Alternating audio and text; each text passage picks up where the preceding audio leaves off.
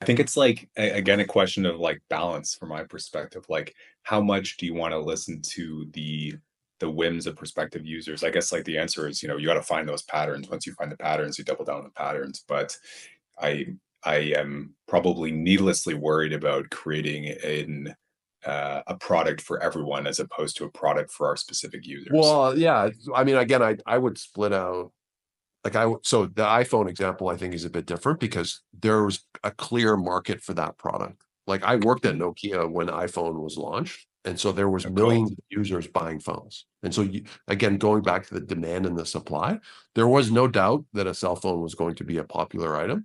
And then they just built what they thought was a better one, in my view, and it was a much better one. I think when you're building, you need to validate the demand a bit more than Steve Jobs needed to validate the demand. And so again, I think it's less about the products and more about the problem space and seeing if you can actually drive action from consumers to do something. Okay.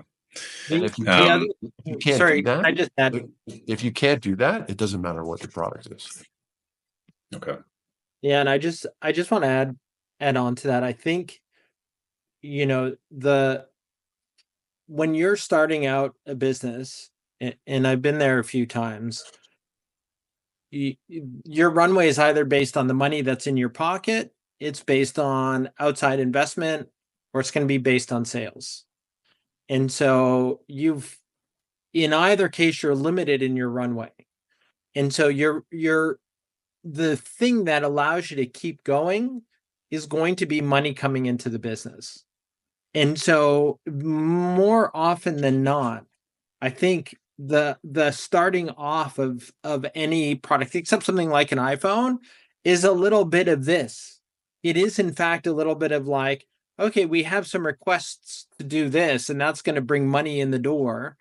And so let's see how much we can do there. And then, oh, we got another request here.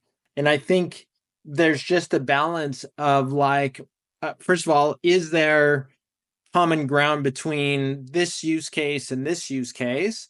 And can we structure it so that, okay, our core product is going to be that intersection, and then we're going to charge customization here or charge customization there.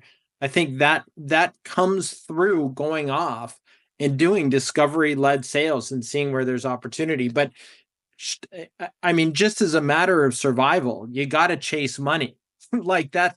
I would prioritize bringing money in the door more so than anything, unless you're open AI and you're getting billions of dollars to do whatever the fuck you want and you don't care about money coming in the door. Most people have to worry about that sort of thing. And so that I think chasing money isn't a bad thing. And then the way you can structure deals, and I know because I'm working on this with another group, the way you can structure deals is there's a core licensing component of what you do, and then there's customization of what you do. So Salesforce, SAP, and I was there in the early days also when that stuff came out. Salesforce didn't really start creating this idea of like open APIs and all that stuff till much later. It used to cost the customizations on SAP or Salesforce used to be way more than the core software itself. You would hire external groups to come in and do that. And the fact is there was no value in just buying vanilla Salesforce or SAP. That it had so little value, you had to do the customizations. And SAP said, we don't give a shit. We don't want to get into that business. But they eventually did get into it by making the API so easy and a core part of their business that now that became central. But like chase money, that would be my advice there.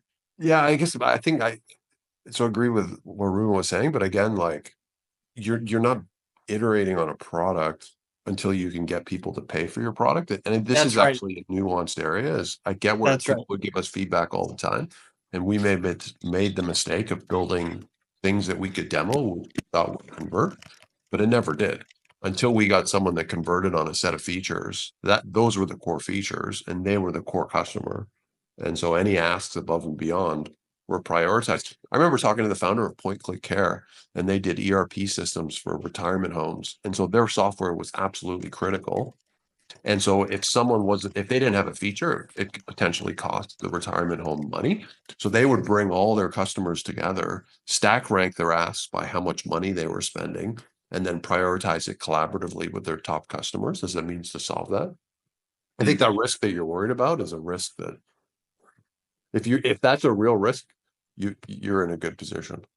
And I think that's what I meant to say, Grant, is like if someone pays you to do X at the beginning, I would do X, like because they're paying you money to do it. And that then becomes a new thesis for you. It's like, okay, someone's willing to pay me X, they've paid me X. Are other people going to pay me for that as well? Yeah, investors aren't going to care about the integrity of your product to your vision. They're going to care how many customers you have and what the revenue is.